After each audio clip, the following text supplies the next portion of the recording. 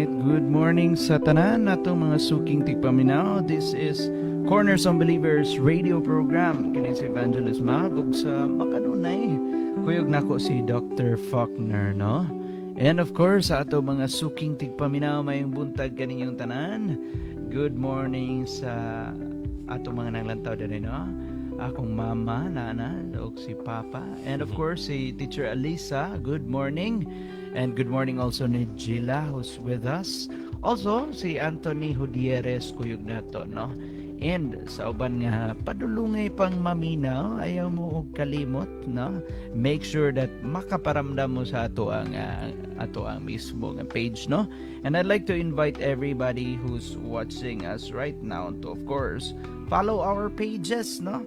Especially sa ato ang YouTube channel wherein pwede kayo mong makadungog og mga nindot og makakita og mga music video nga makahatag kaniyo paghupay, no? Di lang kay manlingaw inyong mga mata, no? Sa mga nindot nga mga, of course, hilig kag music, no? Makita kag mga nagplay dito, nagkanta og uban pa, no? Ang atong mga musicians, and you're gonna enjoy definitely. Especially ang aesthetics sa ato nga video, no? Kay nindot jud po siya pagka shoot. And dili lang kana ang mga songs kanato available sa Apple Music, Spotify, and also YouTube Music. Pwede kayo na nimo nga ma-enjoy ditong dapitan, no? And of course, follow our pages. We have Facebook pages nato, no? Cornerstone Believers radio program. We have CB Church Connect. We have Counterflow, and we also have Sips of Scriptures. No? Ayaw magkalimot og follow ana makigsoon, no? Sure jud ko nga ma-enjoy mo if you follow these pages. Kanunay mapuno inyong matag adlaw og mga nindot, mga programa nga maghatag kaninyo og kalipay, paghupay, tanang maayo, no? Dira gumikan mga kaigsunan. Once again, good morning to everyone. Okay, good morning. Sugdan nga tuwang pagpamalandong sa kulong sa Dios uban sa pag-acknowledge sa Spirit sa Ginoo who leads us into all enlightenment and righteousness. Heavenly Father, grateful kayo mi sa tanan so far nga mo na learn og amo usab nga pagtahod pag-ila kanimo nga ikaw magkapadayon sa pag-speak to us through your words, particularly in the book of Exodus. Teach us, correct us, guide us, and open the eyes of our understanding that we may see the things wala pa na mo makita sukad-sukad. Punausab kami sa imuhang kalipay, sa imuhang kusog ug paglaom as we listen to your word, as we meditate on your word at this very hour, at this very moment. Walay magduka na mo. Bisan pa man sa maglantaw ni later sa mga replay, among gikalipay amahan nga the same presence nga imuhang gipa experience na mo karon mausab ang ka-fresh, ka-presko sa imong presensya sa mga maglantaw sa replay. Yes. Salamat kaayo sa imong pag-uban namo karon. Ang tanan namo gikan namo karon nga nagistorya, magasulti, magapaambit ngadto sa tanang mamati. Puna sa imong espiritu. Kini among gipangayo kanimo sa ngalan ni Kristo Jesus ug sa kahong sa Espiritu Santo. Amen. Amen. Nining kabundagon mga higala duha lang ka mga verses ang ato ang hatagan nato og coverage sa atong message from verse 11 to verse 12 in the book of Exodus chapter 3. Kanilang duha. Please read, Evangelist Mav. Exodus chapter 3 verse 11 kumusugod, no? But Moses protested to God, "Who am I to appear before Pharaoh? Who am I to lead the people of Israel out of Egypt?" God answered, "I will be with you, and this is your sign that I am the one who has sent you. When you have brought the people out of Egypt, you will worship God at this very mountain. Kung basahon sa Cebuano sa MBB, CEB, apan mingon si Moises, kinsa man ako nga imong paadtuon sa hari sa Ehipto aron pagkuha sa mga Israelita. Ang Dios mitubag, ubanan ko ikaw o nigdala mo na sa katawan gawas Ehipto. Simbahon ako niyo din hiniining bukira. Mao kini ang magmatuod nga gipadala ko ikaw. Mga higala nga to, ang title sa to ang message this morning is I will be with you. Facing inadequacy with God's presence. Magauban ako kanimo. Ang pag-atubang sa pagka-kulang bitaw na to. Kanang makaigon ta nga dili kinsa ra man ko. Kana ba ato na siyang atubangon uban sa presensya sa Dios. So muna nato ang malandongan karon. Daghan man nato man good evangelist makaingon ta nga kinsa ra man ko. Pero katong mga bugiro mingon sila kaila ka ba nako? Ha? Basi ko kailan nako kay ako kang pakiton sa akong dakong kinumo. Upay ila pero arita sa mga kung makatubang tag mga dagko pa kayo nato mingon tag kinsa ra gud ko. Pero kung mga tao na nagpakas og mga garbo manghinambog sila kinsa sila. So lahi iban mabsa may mga tao mingon sila kinsa ra gud ko. O katong mingon siya wa kilala ko kinsa ko. Bali. Layo. Contrast kayo. So si Moses dining panahon na mga higala understandably questions his own adequacy. Pag-ingon niya, who am I that I should go to Pharaoh? Kinsa ba gud ko? Nga muadtuan ng paraon, nga muadtuan ng hari sa Ehipto? Unsa man day ang i-contrast ko ng evangelist Mav? Unsa man day si Moses o unsa ba day ang paraon para alang sa mga namatik? Well, if you could see here, no, si Moses finally nakita na niya yung tinuod nga identity as a Hebrew, no, Hebrewanon, no. While meanwhile, ang Pharaoh during this time is of course ang dako-dako sa Egypt, no, known as a very powerful civilization during their time. Muy naghari-hari sa ilaha nga panahon kaniadto. Butang na lang nato, no, butang nato hari sa kalibutan atong panahon na. Then si Moses here, he is a mere nga Hebrew, knowing nga they were slaves sa panahon atong panahon. Though he was partly raised dira sa Egypt as a, of course, adopted nga son sa princess, but eventually nagkita iyang tinuod pud nga identity as a Hebrew, and knowing that Hebrews are of course nahimong slave sa mga Egyptians during that time. So sa status sa kalibutan, no, kung imo basayan status sa kalibutan, makita gyud kung magtinawhanon ta, no, atog yung makita nga si Moses is of course inferior. Kung kalibutan ang basayan, no, inferior siya kang Pharaoh. Wala nakaingon sa evangelist nga who am I that I should go to Pharaoh? Kaya apan ang ganahan ako ani kay God answers not by lowering the task. Yes. Wala siya ningon nga sige atong pagamin-gamin ang trabaho ang buluhaton, but by clarifying the core empowerment. Doon ay core empowerment evangelist ma'am ganingon ang Dios, certainly I will be with you. Wala taningon ang Ginoo, sige unahan lang ang barangay captain. Ay mahadlok ka matubang sa paraon. Sige ako lang kang ipaadto sa kuan. Ako lang nga ipatubang sa kanang barangay sa barangay tanod. So dili na. So kini nga promise evangelism becomes both a personal reassurance and a divine authorization. Kining duha nahimo ni siyang personal nga kasiguraduhan paghatag og reassurance ni Moses nga ang Dios mag-uban niya, and of course mahimo ni siyang Dios nung otoridad kay siya na kang Ginoo mo uban nimo. Amen. So nini ka buntagon mga hingala ato na tay tulo ka mga bahin na ato sa atong mensahe nga nganito ni siyang sulat sa ato ang mga notebook, sulat sa ato ang mga i-type ito sa itong mga notepad, because we will see how God's presence sustains when we feel insufficient.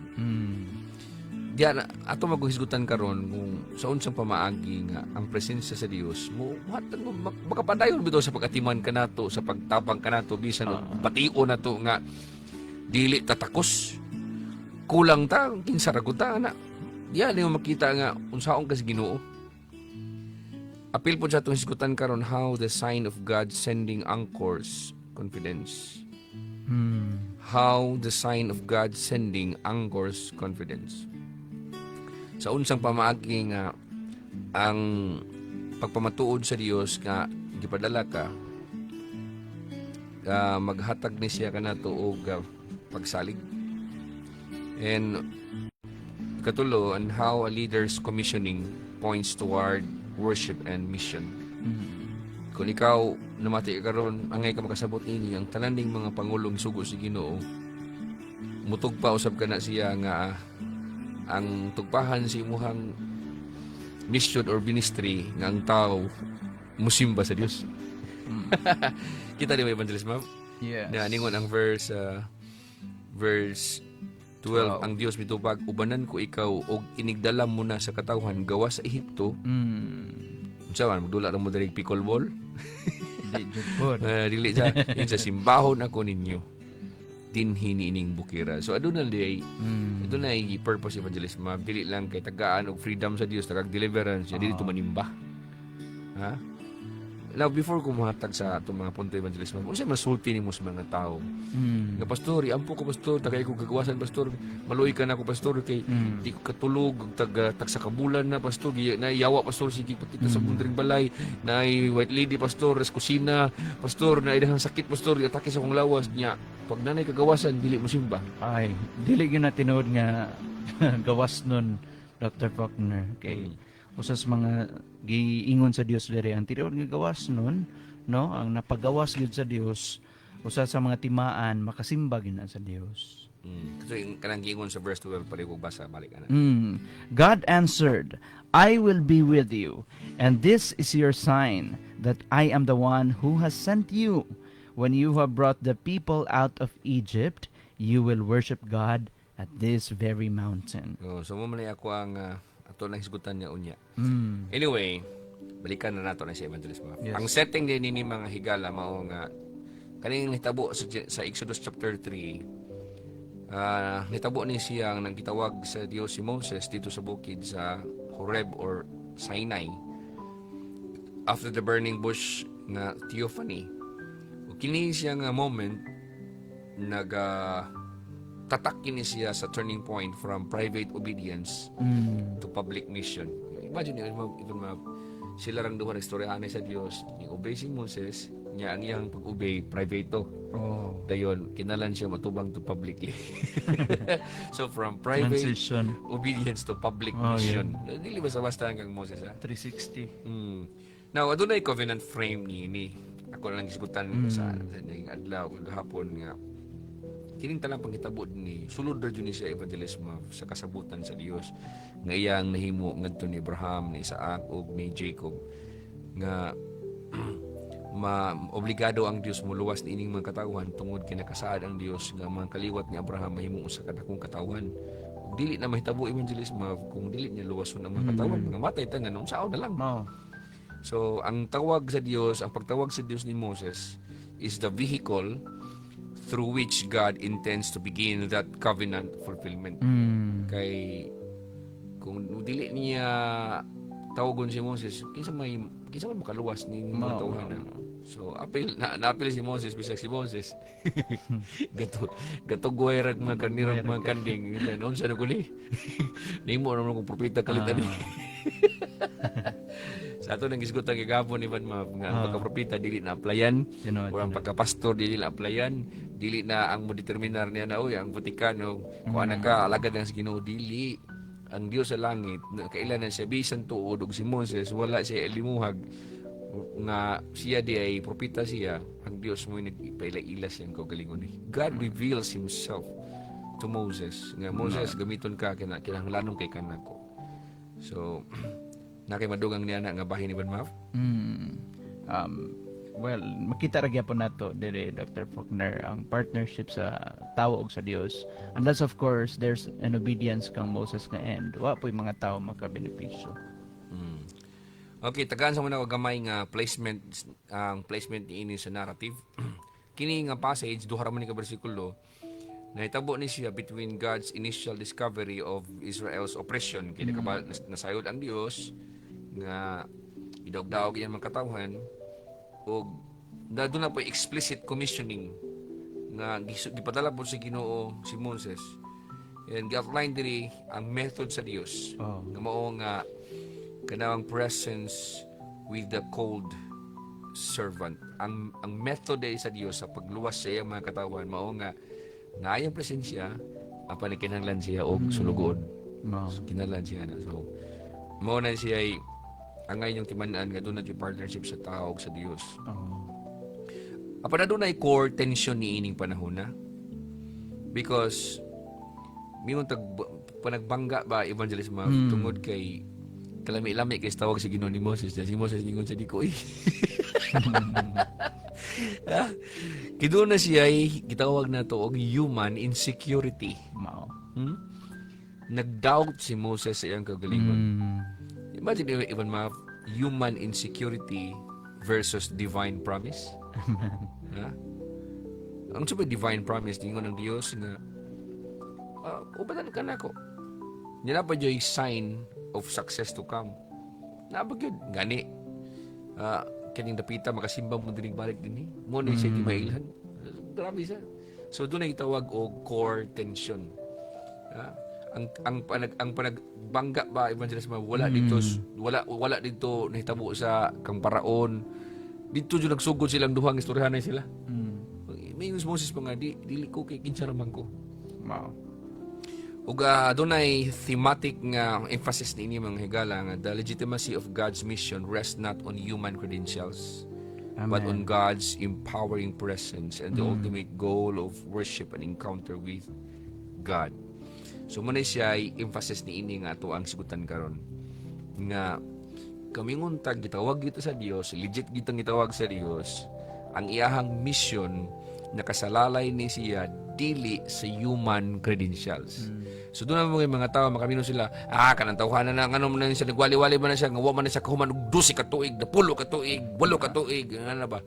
So dili na basihan kay bisan si Moses sa iya hartong wa man to siya nag-eskwela dito ka sa dapitang eskwelahan na kay para mahimo siyang alagad sa Ginoo. Ang iya man to siguro man siya atubang kanding og karnero. Correct. Ang importante yun nga makaingon ka nga legit ng imuhang mission nimo nga Dios may kasugo nimo because una sa tanan ang Dios nagpadayag sa iyang kaugalingon diha nimo. Magun sa man ang piti mahalang eskwelahan nimo pero wa gid ka kadungog sa tingog Ginoo bisag gamay na lang. Yes. Wa gid ka feel siyang presence bisan na lang muagi sa imong tungod. So ang ina siyang inuktukan nimo na nga dili ng asa kadapitang university ni eskwela asang seminaryo ni eskwela kay aron tagong kag alagad sa Ginoo bakak na siya di na sa tinuod ay mugtuo niya ni nana kay ang Dios makagamit siya bisan nilang Pedro nga mga mananagat iyan ang gamiton aron nga pagpakaulaw di adtong mga graduhan. Okay, so ato ang isgutan ang pinakaunang nga punto o unang bahin ni nga mensahe evangelism. God encounters insecurity with His presence. God encounters insecurity with His presence. Banggaon sa Dios ang inseguridad sa tao. Ang insecurity sa tao, nga di ko, kuan ramang ko, inani ramang ko, ngano bun, banggaon na sa Dios, uban siyang presensya. Amen. Ha? May kang Ginoo, ayaw ko sa kuha, Lord, dili na ko, Lord, may Ginoo. Ako nag-uban nimo. Nga ka na ba? So, unsa may expectation sa uban ka mga tao evangelism? Kasi muna nimo kung naay insecurity ang tao. Unsa kay gi-expectar sa tao nga kay insecure man ko. Di ba mingon siguro mingon ka so dili di ka kabalo na sige ato na lang i-lower ang imong task. Ato na lang i-lesser ang imong task kay dili ka kabalo matubang og hari. Di ato na lang kas kapitan. I-reduce. Minimize. Dili mo na even mab ningo man Ginoo. Ay, ubanan ka nako. Unsa na sulti nimo ng punto ha Iban Ma'am? Nang ubanan ka nako. ang nakanindot is, well, the mission was big, no, dako, yet though na insecurity si Moses, wala gi ang mission bitaw sa nga gipabuhat sa Dios, wala niya gi lower down, wala niya gi recalibrate onto a smaller degree. But what he did was he gave the assurance to Moses nga, well, I'm with you, so why should you worry? Murag inan Dr. Faulkner ba? So, well, having God, nothing's impossible. Ang akong ganahan ining tubag sa Ginoo even ma'am, kay ako masahon sa Cebu, ano, Yes, 11 to 12. Apan miingon si Moises, kinsa man ako nga imong paadtuon sa hari aron pagkuha sa mga Israelita. Kay nining panahon na even ma'am sa tong gingon nga ang mga Israelita ni panahon na mga slaves sila mismo sa tibuok. Di sa tibuok Egypt silang tanan dili sila ingon nga mga naa didto kay para hayahay kinabuhi. Mga ulipon sila didto sa tanang tao. Walay usa na didto nga taas-taas ug ranggo, ulipon silang tanan. Diyon kabalo po si Moses kasi po Israelita po siya. Yung matubang siya sa hari. Mingon siya nga. Kapani ba ani Ginoo? Sure na ni. Dili ka basta-basta ang insecurity evangelist ma'am. Kaya na-feel ba niyo mo Ivan? Kamu mga namati niya lang to sa Facebook Live. Na-feel ba ninyo ang insecurity ni Moses nga? Hala, oy! Kanang, magbalantira kong karnirong kanding niya. Patubagon ko ng hari. Ginoo ko. Ang akong si Moses Ivan ma'am, ganahan lang dyan po ko na ko niya is, gi-voice out niya ang iyang valid hesitation. Balino mag yun sa tinudera, di ba giniingon nga binuang? Wa man siya na makak. Di man siya tapulan. It was a valid hesitation about his suitability for the mission. Makuan mo di ko, ang yan magudi ko anak. Ha? Ang pa akong ganahan sa Dios Evangelist Mav. Ha? Ningon ang verse 12, ubanan ko ikaw. Ubanan ko ikaw. Kanala sa ubanan ko ikaw. What a wonderful promise. Wow. Ang akong ganahan sa Diyos na ni Evangelist Mav, because God did not scold Moses for doubting but responds with a personal promise. Certainly, I will be with you. Abi na to, siguro ba nga, pag-ingon na to sa Diyos, o pag-ingon sa Diyos ni Moses, mga kinsarap ko nga, imo yung tupad toon kung di mo to, huy, kakuyaw ba na? Wala mo na Diyos, hap! Tarong-tarong na yab. Dauban, di ka nang tawahan na karon. Di ka mo to, nako kita katang burning boss nga, nagsika-siga, nga wa unsa? Ikaw mo ako unsaon ron. Ganag ko sa word sa Diyos ni Evangelist Mabilingon siya, certainly, I will be with you. Nakakikadasig ng mga bahin na Evangelist Gigamitan gyud og certainly, no, so there's a surety that God, no, when suguon gyud ka sa Dios, and if you believe nga ang Dios ang nagsugo nimo, it's trust me, trust me, no, but we read it here now. Trust the word of God that gives you the surety nga, well, you can do it not because of who you are, but because of who He is. Ug si kinsa ang Dios sa imo ang kinabuhi. Okay. So ang aging application ni ini nga mensahe mga higala kaning kini bitaw God encounters insecurity with His presence. Sa diha bitaw nga mabation nimo nga unqualified ka for a calling. Tan-aw nimo nga di ka takos sa gipabuhat sa Dios nimo. Usa ka butang nga ako ingon sa imo cling to the truth that God's presence makes adequacy possible, not your own strength. Si bisan kinsa nga mga tao nga mga lagad sa Ginoo sa Biblia, mingon na sila, maulaw gyud na sila evangelist, mingon sila kinsa gugo. Pero tapot bitaw sandig sa kamatuoran ba nga ang presensya sa Dios mo'y makapahimo niini nga posible. Amen. Nga di ka takos. Tungod sa presensya sa Dios, mahimo kang takos. Amen.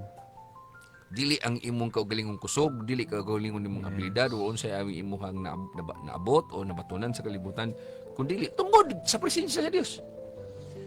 Kaklaro ni Evangelist Mav nga ningon ang Biblia nga kinsa man ako nga imong paadtuon sa hari aron pagkuha sa mga Israelita. Then ang tubag sa Dios Evangelist Mav ningon siya, ubanan ko ikaw. Ha? So but pasabot nga kana ding mobati ta Evangelist Mav nga dili ta qualified. Ang solusyon day sa Dios na ang iya ding presence. Mura na. Dili nang bisag unsa pa imuhang kinanglan dia. Isa nga dili pa ba day enough ang akong presence. Ubanan ko ikaw. So, Unta nga, ingon ana ang imuhang paglantaw sa imuhang Thank you, Lord. kinabuhi ba nga if you are in leadership or service like sa mo ang part ako isip ko pastor nga nangulo og daghang mga katawhan, I measure success by faithfulness to God's presence with me rather than by worldly credentials. Nindot man muna natin eskwelahan ni Ibn Mav pero dili mo dala ang evangelist Mav kay Maon tinod. kadako sa buluhaton sa Dios nga iyang gisangon sa imuha imong salig ra kas credential nimo sa imong nahuman or sa imong naabot o sa imong sinunsang title nimo dili ang sukda ang imuhang success by faithfulness to God's presence with you rather than by worldly credentials. So mo na akong katambag. Number 2, manghigala. Indot ba evangelist ma mga number 1? Hindot kayo. Number 2, the sign of sending.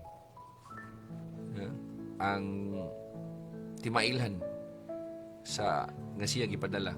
Doon ay assurance that God has sent Moses. And there is assurance that God has sent you. Amen. Kanang giingon sa verse 12 Evangelist Mav sa second nga part nga inigdala mo na sa katawhan gawas sa Ehipto. Grabe sa ko pa. Si Moses katubang pa sa Dios. Di ko na ang Dios nga inigawas mo na, inigdala na nimo sa mga katawhan. Grabe ka positibo kay mga pulong ang Dios Evangelist Mav. Amen. Wa pa gani si Moses ni tando og oo. Ningon ang Dios nga inigdala nimo ni mga tawhan ha. Mo. Unsa man Lord, simbahon ako niyo dinhi ni ining bukira, ni ining bukid sa Sinai. Simbahon ko niyo dinhi. Mao kini ang sign nga gipadala ko ikaw. Amen. Speaking of sign, Evangelist Mab, kung ikaw si Moses karon, nga magstorya nito kung ako lay Dios ba? Yes. Kung ako kuno ang Dios, ikaw si Moses. Man ako nga ang sign nga gipadala kanako kanang manimbang mo dinhi. Di ka kabag. Ano si mo reaction? Ano si mo reaction mo? Lord, how do I begin, no? What's the next step siguro, no? I mean, we haven't started yet. Kay napaman dito mga mga Israelites, wa pa man kagawas. When? How? Dagan kay questions. Dili na basta-basta. Dili Evangelist yun. Mab. Yes. So nga ako masulti nini, di ba, God says, this shall be the sign to you that I have sent you. The sign is not a magical token. Dili din siya ingon nga, uy, magic niyo, kanin siya. But the visible reality that deliverance will occur through Moses' leadership. Nga, ang culmination ni ini, ang tupahan ni Evangelist Mav, nga musimba sila itong bukira. Amen. Subot pasabot nga, hangtod nga si Moses di ay, kung dili pa sa iyang pagpagawa sa mga katawhan gikan sa Egypt, kung dili pa ka sila kasimba ng bukira, subot pasabot, dili pa gyud mahingpit ang iyahang legitimacy nga gitawag siya sa Dios. Pero kung nana sila dito, makasimba na gani sila dito, may ang Dios mo niyang sign. Yes. Nagipadala ko ikaw. Dota. Ha? So the sign confirms the legitimacy of the calling and anchors Moses' faith for the difficult task ahead. Karon, unsa man nato siya sa pag-apply sa ato ang personal nga kinabuhi. Unsa man nato pag-apply sa kinabuhi. Ingani ni siya. Seek and treasure confirmation from God when stepping into uncertain task. Pangita ang confirmation sa Dios, i-treasure ang confirmation sa Dios. Sa diyang mutikang naka sa mga tahas nga di ka siguro niya na. Because signs that God's sending is real. Mga mauna siya mahitabo nimo. Hangtod nga ang gisaad sa Dios di pa na mahitabo si mong kinabuhi. Dudahi sana. And such as certain opportunities, obedient openings, or a clear sense of peace. Kanang nana ba mga certain opportunities, obedient nga mga openings, o clear sense of peace, and most importantly, Evangelist Mav, kanang makasimbag yun ka. Amen. Kay piting lisuran na kaysa namingon ka, nahigawas na mi. Yes, na nami freedom. Pero, si freedom ko nimo. Freedom nga, way mangmando nimo, pero wala kita mo simba sa Dios. Amen. So the same mountain evangelism nga ang Dios nagpaila-ila ni Moses. Maora pod nga mountain nga niingon siya, may gawas mo ug magasimba mo ni dapita. Amen. Ha? So maora nga lugar Ivan Mav. Ang lugar nga ang Dios sa istorya niya didto pod ang Dios simbahon yan ang mga tawhan ng padulong ipagawas ni Moses. So sugod karon mga higala, train yourself to look beyond momentary fear. Fear to the future. To the future worship. Gikan sa momentary nimo nga fear to the future worship and obedience that God intends as a result of your faithfulness. Okay. Sige ra kagunhunan na nakoy kadlok yung Ginoo. Pulihan ta ng imong kadlok ug pagsimba. Amen. Ha? Samtang nimo Ivan Map. Yes. Ningon ang Dios nga hadlok ka na paraon. Maabot ang panahon nga simbahon ko ninyo din hindapita. So ang tinuod ay evangelism nga tao nga naka-experience gyud sa trabaho sa Dios, sa grasya sa Dios, sa gugma sa Dios ug sa gahom sa Dios katong makasimba nga walay makapugong kaniya. Amen. Kay ilisan man sa Dios ang fear, ilisan niya ni og worship. Ikaw karon nga namati nako. Basin sige kag fear, pero what kay worship. Na. Ang bugtong solusyon nga ang imuhang fear mawala. Ha? Nagingon look beyond momentary fear to the future worship. Ang imong lantawon kanos ako makasimba sa Ginoo. Excited ko niya na. Kay kung sige lantaw si mong fear, I am sure digig ka ganahan simba sa Dios. Pero kung ang imuhang lantawan nimo nga mangandoy ka makasimba sa Ginoo, kanang talang kadlok nimo sa kinabuhi, hurot na. Katapusan ni Evangelism of commissioning with a vision for worship. The mountain as the goal. The mountain mo ay goal. Okay? So, ang pagsugo din sa Dios dinhi, adunay vision for worship. Kung sige sa verse 12, Ibn Mav. Verse 12. Sige, basta. God answered, I will be with you, and this is your sign that I am the one who has sent you. When you have brought the people out of Egypt, you will worship God at this very mountain. So, before tayo matapos mga higala, ako isultin ninyo nga, the sign of this mission is not just emancipation. Emancipation from oppression, but worship of God on this very mountain. Makita nimo nga ang pagpamatuod sa Dios nga si Moses gitagaan sa nini nga mission, dili lang kay ang mga tao makuha niya gikan sa paraon. Kundili nga kini mga tawhan na makasimbag yun sa Dios. Kung ikaw karon minister ka, igora kami ngon, Jesus loves you, God loves you. Imo ra gisultihan na mga tao pero dili mo simba sa Ginoo, kulang man na. Ha? Yung naluoy ko nila pastor, naluoy ko nila pastor kay gidawg-dawg si Yawa. Kanya gyud sa man nimo sila. Wala ra ako ra gitagag piso. Ako ra sila pray over na ko, healing na ko nila then pasagdaan na sila na ako. No, because sa Biblia dili kutob lang sa gitagaag kagawasan. Ingon gid ang Dios, Moses, manimbag gyud mo ni ining bukira. So ayo pag ingon-ingon nga importante sa mga tao nga kabaloran sila nga naay Dios na higugman nila nga motuo sila nga Jesus loves them and okay ra na bahala din mo simba. No, kay dili na mo oy commissioning sa Dios.